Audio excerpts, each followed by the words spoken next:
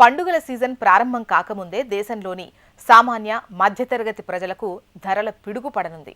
వచ్చే ఆగస్టు నెల నుంచి నిత్యావసర ఉత్పత్తులతో పాటు వివిధ రకాల గృహోపకరణాల ధరలు 6% నుంచి 8% వరకు పెరగనున్నట్టు పరిశ్రమ వర్గాలు వెల్లడించాయి.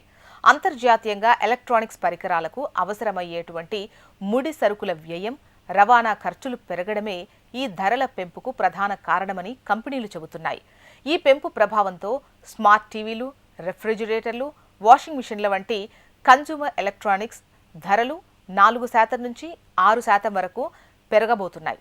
రోజువారీగా వాడే ప్యాకేజ్డ్ టీ పొడి, హెయిర్ ఆయిల్, దుస్తుల వంటి నిత్యావసర పదార్థాలు ధరలు 3% నుంచి 5% వరకు పెరుగుతాయని అంచనా వేస్తున్నారు.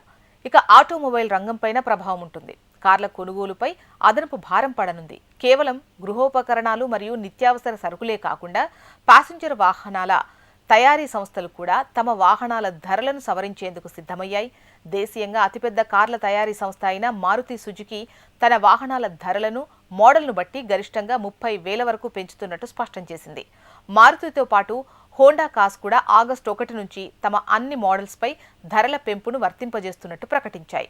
అంతర్జాతీయ మార్కెట్లో కమోడిటీల ధరలు మరియు తయారీ వ్యయాలు నిరంతరం పెరుగుతుండడం వల్లే ఈ భారాన్ని వినియోగదారులపైకి పాక్షికంగా బదిలీ చేయక తప్పడం లేదని వాహన సంస్థలు పేర్కొంటున్నాయి.